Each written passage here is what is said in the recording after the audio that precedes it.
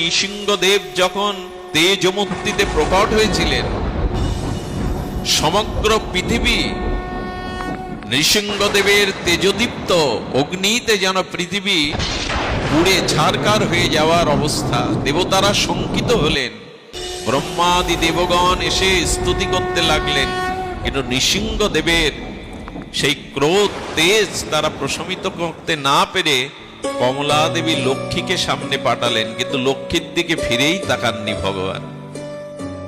যখন বাৎসল্য প্রেমের প্রহ্লাদ ভক্ত মৃদুমন্দ এসে ভগবান নৃসিংহদেবের কোলের কাছে এলেন, ভগবান নৃসিংহদেব বড় আদর করে বড় প্রেম ভাবে প্রহ্লাদকে কোলে তুলে নিয়ে যখন মুখের দিকে তাকালেন, প্রহ্লাদের বাৎসল্যময় ভক্তের মুখ দেখে ভগবানের তেজ, তার ক্রোধ প্রশমিত হলো।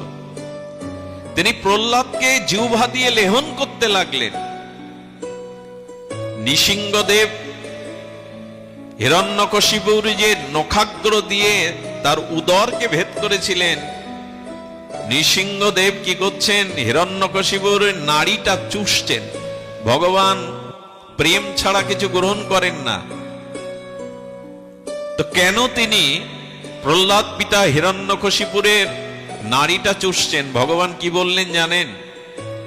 যার ঔরসে প্রহ্লাদের মতো এত ভক্তিমান ভক্তের জন্ম হয়েছে, না জানি তার নারীর মধ্যে কি প্রেম ভক্তি আছে, তাই তিনি আস্বাদন করতে শুরু করলেন। ভগবান প্রশমিত হলেন, স্নেহবৎসল ভগবান লেহন করতে লাগলেন জিহ্বা দিয়ে প্রহ্লাদের শ্রীঅঙ্গ। কতটা প্রিয়, লক্ষ্মী দেবীর সামনে তার দৃষ্টিতে আসেনি। ব্রহ্মাও তার প্রিয় নয় যতটা প্রিয় তার ভক্ত। এবং প্রহ্লাদকে কোলে ক্রিয়া করতে দেখে, আনন্দে উচ্ছ্বলিত দেখে ভগবানের মনে একটা লোভ এলো। কোলে নেওয়াতে আনন্দ বেশি না, কোলে ওঠাতে আনন্দ বেশি। কোলে ওঠাতেই আনন্দ বেশি। প্রহ্লাদ যখন ভগবানের করুণা ঘন নৃসিংহদেবের কোলে বসে আর হাত পা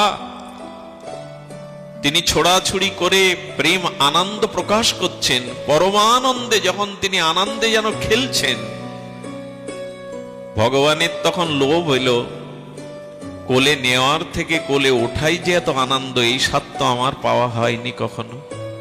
এর আগে আমি মৎস্য, কুর্ম, বরাহ, নৃসিংহ অবতারে এসছি, কিন্তু মায়ের কোল আলো করে, মায়ের স্নেহ বৎসল সন্তান হয়ে আমি তো কোলে উঠে দেখিনি যে কি আনন্দ। ভগবান তখন স্মরণ করলেন, এরপর যতবার জগতে আবির্ভূত হব, কোন ভক্তিময়ী মায়ের কোল আশ্রয় করে আমি এই স্বাদ নেব যে কোলে ওঠাতে কত আনন্দ। তো ভগবান তার ভক্তই জীবন, ভক্তই তার একমাত্র প্রিয়। ভগবান এও বলেছেন, মানুষের যদি জীবন না থাকে, জীবাত্মা না থাকে, সে যেমন মৃত। গোবিন্দ বলছেন, ভক্তই আমার জীবন। ভগবান বলছেন, ভক্তই আমার জীবন। ভগবান এও বলেছেন, ভক্ত ব্যতীত এই জগতে আমার কেউ প্রিয় নাই। আহা, ভক্ত ব্যতীত এই জগতে আমার কেউ প্রিয় নাই। কেমন নাই? নিজে মুখে বললেন, ন তথা মে প্রিয়তম আত্মজনীন শঙ্কর। হে উদ্ধব, তুমি শোনো, আমার ভক্ত আমার কাছে যত প্রিয়, অতীব প্রিয়, আমার পুত্র আমার কাছে তত প্রিয় নয়। ভগবানের নাভিকমল থেকে জাত প্রজাপতি ব্রহ্মাও ভগবানের এত প্রিয় নাই যতটা ভক্ত তার প্রিয়।